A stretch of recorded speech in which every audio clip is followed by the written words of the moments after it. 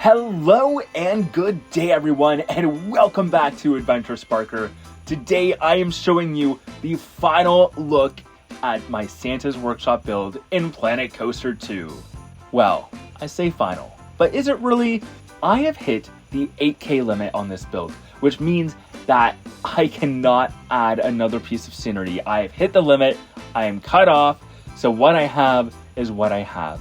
And honestly, it's not done. There are so many more elements that I want to include, but it's just gonna have to wait until I get it into the final park file. For those of you who are just starting now, I am eventually going to be building a fully fledged North Pole theme park. And this build, Santa's Workshop, is going to be the centerpiece of the park.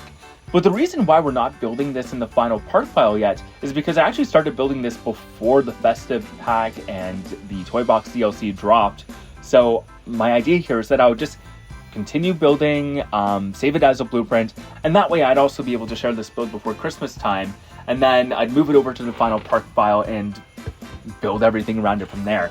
But the thing is that this build just got so ambitious and so detailed that even with the 8K limit, I just couldn't finish my vision. But it is still pretty good for what it is. I think it's shareable, and yeah, I just wanted to share what I have and what you would be getting if you were to download it from the Frontier Workshop. By the time you're watching this, it should already be uploaded, so I'll put a share code on screen now if you'd like to download it for yourself. Otherwise, sit back, relax, I'll take you on the full tour, explain what I've changed since the last video. So without any further ado, let's spark some adventure. Let the good times roll. Alright, well hello everyone, and welcome back to the channel, and welcome to Santa's Workshop. I have had some issues with recording this episode, so this is my third go at this. So hopefully it'll be as good as my other attempts, but we'll see what happens. But like I said, I have now somewhat finished the blueprint for this build. There's still a lot more that I'd like to do, but it's gonna have to wait until we get it into that final park file. But for now, we're just gonna hop right into it. I'll show you everything that you'd be getting if you were to download this version from the Frontier Workshop. Starting with the exterior, some major changes that I made here mostly revolve around this entrance tower. Because before, if you remember, I had it set up so that each of these panels had this slanted roof piece, and they would all intersect, and they created this really cool pattern that I liked. The problem is that the roof pieces didn't really fit the design that well. With them all intersecting, they left these massive gaps, and originally I had the idea of filling them in with some custom panels, like I would use some wooden planks and very tediously copy them over until I created a solid wall. But first of all, that took too many pieces. Like I said, we're already hitting the limit. I had to be very efficient about what I did choose to include. And second, I think it's just a little too advanced for me right now. So I decided to keep it simple. I cut away the rest of the roofs, added in this front part, and now we have these little open flat roof terraces on either side. And I think it works really well. Even just having this exposed wooden wall, I think is a very cool design choice that I'm quite happy with. I also love that we're able to include two little windmills here. Gives the outside of the build a little more kinetic energy. And then some other major changes that I made, of course, is that I've added these little windows to pretty much the entirety of the building. Like every wall panel has some. And there's a few spots where I could add more, like right here. Like I should have more leading up onto this roof bit. But again, I just didn't have the pieces to work with. So once we get it into the park file, I'm just gonna have to add a few more. But overall, it looks good. Just having something to break off the monotony of the brick wall just goes a long way in making this look more realistic and just making it come to life. Some other details that I added here include this gray, I don't know if trim is the right word, but this gray brick column to the tower. Again, it kind of just breaks up the colors a bit. It looks really nice. I love how it frames it. And I think eventually I'm going to copy that over to every corner of the workshop, or at least maybe highlight like this tower and the other tower over here. But again, that's going to have to be a future job. But it looks great. And the last thing I did is that I raised up this middle roof section. And again, it just kind of breaks up the monotony of the roof. It makes the architecture a little more interesting. And it's such a simple change. Like, it's still in its like rectangular footprint, but just having that difference in height does so much. Like, it makes it look bigger. It makes it look more, it just makes it look interesting. For context, the design of this workshop, very much original, but some of the inspirations behind it include the North Pole from the Polar Express movie, kind of that old school, like, industrial look. That's very much present here with a lot of the brickwork. But then usually when you see Santa's workshop, there's also some fantastical elements there. So another big source of my inspiration was Arendelle Castle from Disneyland Paris, and they have a very similar roof design there, and that's kind of where I got the idea. Anyways, that's the exterior, but the fun stuff is on the inside. So we're gonna hop into guest view, and I'll give you a little tour of what's been changed.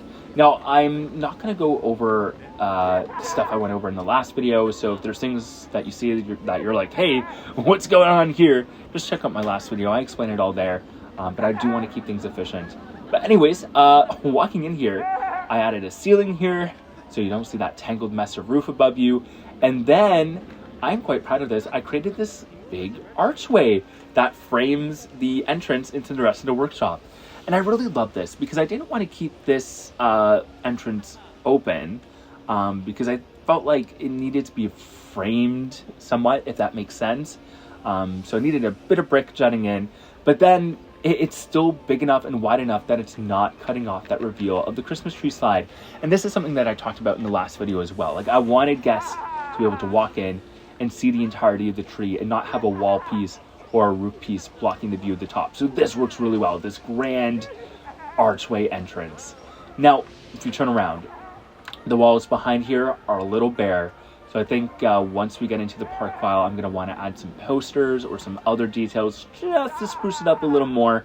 But again, given the limitations that I'm working with right now with the blueprint, I think it looks fine. No one's gonna worry too much about it. Now, let's start with the Christmas tree slide because it is right in front of us. I added a little sign here telling guests what the ride is, and I think this works really well, having just a small little sign on the fence. Because I didn't want something that took away from that view, so just having something very subtle down here, I think still kind of respects that. But then if you come over to this side here where the actual queue line starts, I created a custom sign, and these are all like, this is just an in-game piece. But I rotated it, and it kind of looks like a Christmas tree, especially when I added that star up there. But yeah, that's just a simple sign telling you where the queue line starts. Then if we turn around and look at the Merry Mixer, I did something a little more complicated for that one. I added these toy box block pieces, spelling out the name of the ride, and I love this. Like, it's very grand, very, yeah. I think it looks really cool. Now, I might add a sign similar to the one that we have for the Christmas tree slide at the start of the queue here, but I felt like it was less important for this ride since we have such a big sign up here, plus a little MM in front here. Wicked way! Yeah, oh my god! Now, something that you probably noticed that's missing that I've talked about in the last video are all of the details that I wanted to add to the background. I've talked about adding gears and pipes and other kinds of like steampunk industrial elements, and those are things that were going to be found pretty much all across the factory as well, but they are obviously missing.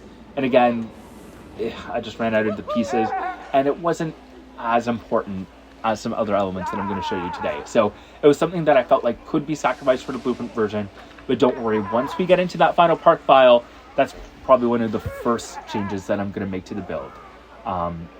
That and adding some like wooden rafter pieces to the top, because although this doesn't look bad, I feel like, again, it's too monotonous looking. So we need to break that up with some details up there.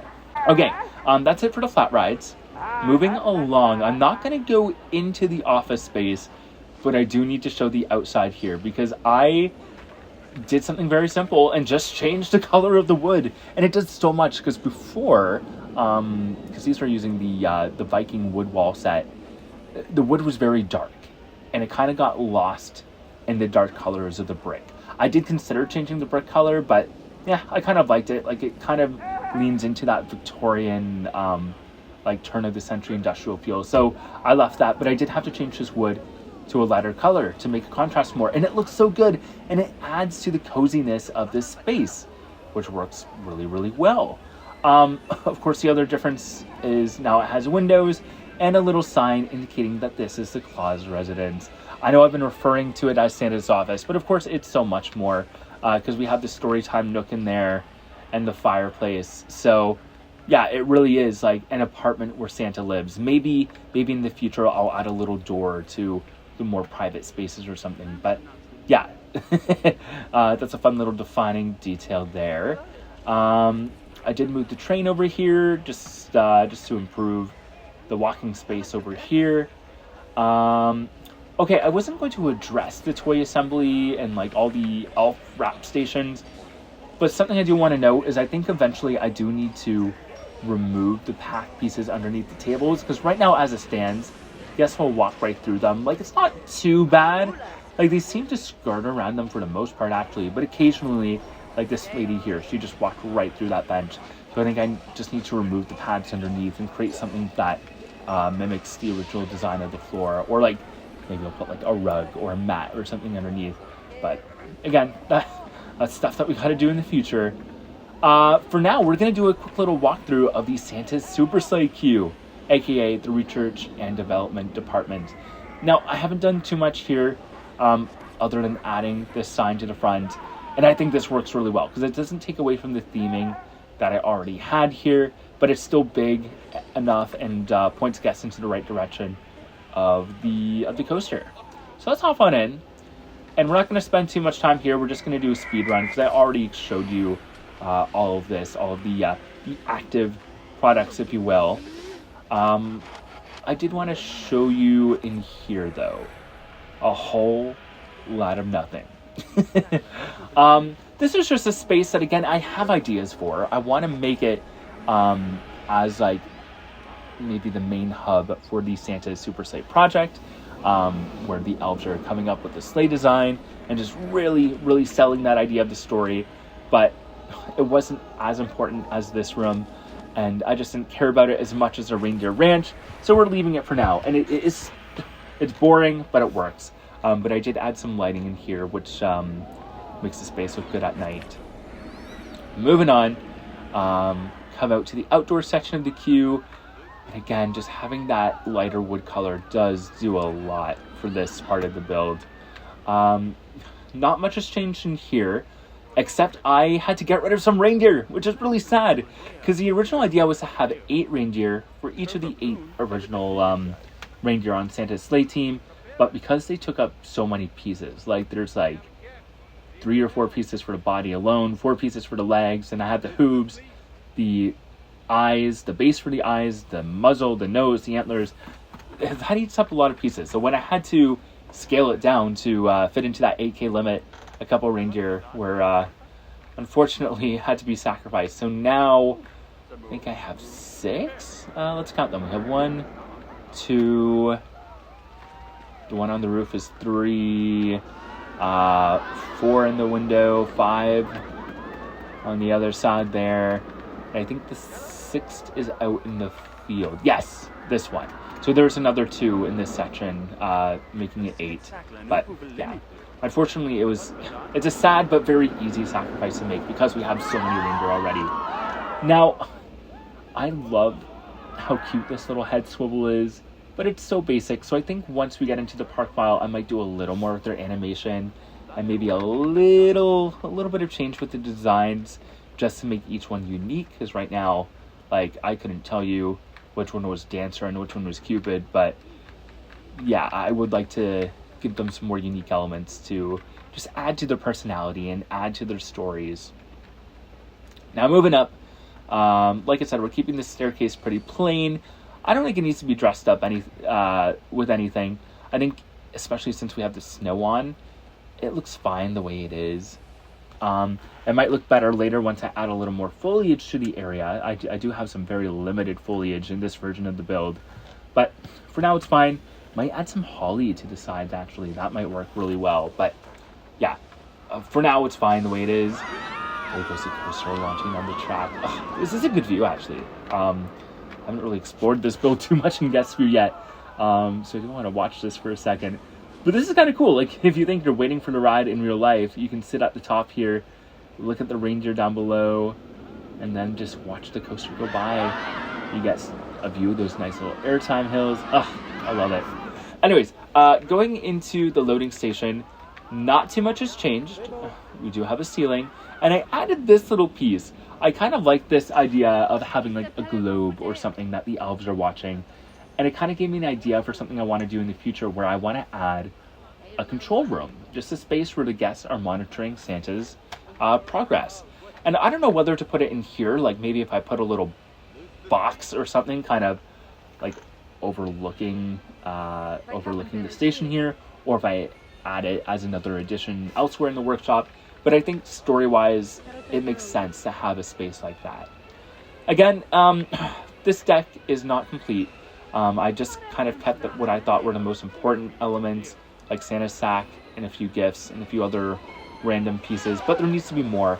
There needs to be more clutter. There needs to be stuff on the walls. So it's very basic, very plain for now, but it works for the time being. Now we are going to ride the coaster eventually. For now, I did want to point out the train design. Like I said, the whole point of this coaster is that it's supposed to be a modern version of Santa's sleigh. So I didn't change too much. Like I pretty much, like I kept the frame as it was, like the generic version of the train. I did keep this blue flame design. I could have gotten rid of it if I colored it the same color as the rest of the sleigh. But for now, I think it works. But the elements that I added myself are, of course, these sleigh skis. And I added these little lanterns to the front, too, which is a more traditional element. It's not modern at all. But I feel like the elves would want to include something that kind of harkened back to the original classic version of the sleigh. So it kind of works, and it adds some cool lighting effects. But then down on the bottom panels here, we have some string lights. We have these little blue light panels as well, which kind of give that more futuristic look. And we'll press play here and let the train pass us by once it's ready. But have a look at the back of the train here. I had the little light box here. I guess that's supposed to be the engine. It also adds a nice little lighting element at night. And then as you saw here, this little archway is so cute. I have a little Rudolph nose that blinks red a few times. Then once it's ready to launch, it'll turn green. It's so cute. I love it. And then I also have a little homage to Rudolph on the train as well. I have it on this bottom part. Now, part of me thinks I should relocate it to the this panel here and just get rid of the lettering. But it kind of works on the bottom too. I don't know. I'd love to hear your thoughts on that. Anyways, we will do a POV of the coaster at the very end. So stay tuned for that. For now, I also wanted to highlight this little area. Like I said, I was going to make it like a little snow garden. And these trees add so much. I'm so excited to get into the park file where I can add as many trees as I want without worrying about it eating up the park account. But here especially, it was so important to have. It just really, I don't know, it just grounds this area, gives it a sense of space. Because before, this would have been all open. But just adding those trees just makes it feel complete. Then in the center here, we got a little snowman head. That was a pre-existing blueprint from Frontier. And then moving on to the side here, I have a custom snowman greeting you as you make your way towards the gift shop there. And I kind of want to add, like maybe give him a little sign that says like, don't forget to get your ride pics, or just something cheesy like that. But yeah, really loved how this turned out, because this was a bit of a challenge with the exit, because it's such a tall station that, you know, I had to do something with the staircase. I couldn't really enclose it. Had to be like, it made the most sense being an exterior staircase, but then just having this path to wind around just made it look a little more natural. So yeah, really happy with that. Then you move on into the gift shop, and I don't think I really changed anything here other than adding some lighting. And I connected that that photo wall. I think I just did some editing on the coaster before I recorded the last video, and I just needed to set up the camera again, but it's back. It looks great. And that is pretty much everything. The only other thing that I need to highlight before I close off the video are these ice caverns. So, like I've been talking about in all of my previous videos, once we get into the park file, I'm going to get rid of most of this, because this is just going to be done with terrain. But obviously, you can't save terrain in a blueprint. So if you want to have mountains and tunnels and all that kind of stuff, you got to use boulders. So this is a custom boulder that I just recolored to this bluish white color, and it looks great. It looks really nice and icy and sells that illusion of it being like ice caverns. And it looks especially great when you have the snow on. It blends in so well with the terrain. If you turn the snow off, it does look a little silly, transitioning from grass to just boom, ice field. But I think if you place it down in your own file, and if you place it down in your own parks and maybe surrounded it with some trees, it would look fine. But it definitely shines when it's actually snowing. But yeah, the idea here, story-wise, is that by this point in your test flight, your sleigh has started to lose power. So you're no longer able to stay airborne, or at least for very long. So you're more or less gliding along the terrain. Like, you can kind of think like it's bumping and hovering, but yeah, it's really struggling to stay airborne, which is why you're sliding down into these ravines. But then at this point, you come into this cavern, and you're greeted with this this little control room. Maybe it's like a little monitoring station.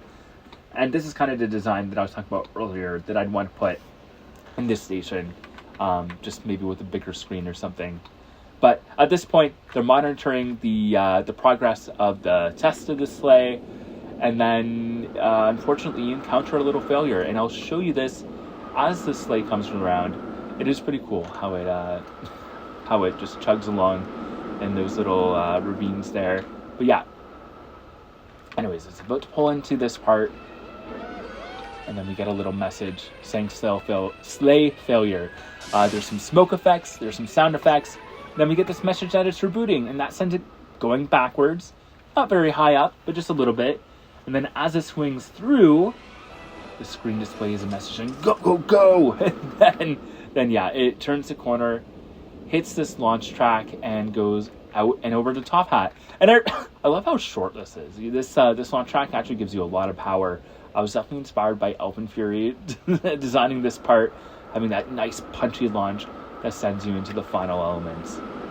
But yeah, that is pretty much it. That's everything. This is the blueprint. This is what I'm sharing. Again, so much that I still need to do, so many ideas that I haven't even talked about yet, but I think it is good for what it is. It's complete enough that I'm happy to share it. So yeah, if you do want to check it out, like I said, it should be on the Frontier Workshop. Now, I also submitted it to Channel 5 Gaming to see if they'll feature it. I don't know if they will. Like, I don't know if they're planning on doing a video with Festive blueprints, but I will keep you posted on the status of that. But yeah, I'm excited to move on from this video and actually get this into our final park file. It might be a while before I actually place it down once I start that park, because another big reason for having this blueprint is that this is probably the part of the build that I was most excited for and what I wanted to get done before Christmas, because once we get into the park, I'm going to have to build an entrance and a main street. I'm going to have to build all these elements so I know how far back this needs to go. So yeah, I definitely have my work cut out for me, but yeah, I think it's great. Anyways, before we end the video, I will give you a full POV, both in guest view and in cinematic view of the coaster. But for now, if you enjoyed this and want to see more videos of me playing Planet Coaster 2, and I keep talking about other games, I will be getting around to playing City Skylines and some Planet Zoo in the future, but I am definitely in my Planet Coaster era right now, so that's what my content is going to be focusing on. But if you like that stuff, be sure to become a subscriber. We're not slowing down anytime soon. And if you want to see more content and more updates from me, also find me on Instagram. I am at AdventureSparker, and yeah, I'd love to hear from you. Oh, and comment down below if you have any ideas or feedback or just anything at all that could help me improve my build. I'd love to hear from you. So yeah, don't be shy. Let's start a conversation. And tell your friends about this channel as well. I'm a very, very new channel. at least as far as the gaming world goes. So any amount that you can do to share my work is much appreciated and will go a long way. So thank you so much. And until next time, have a good one. Bye.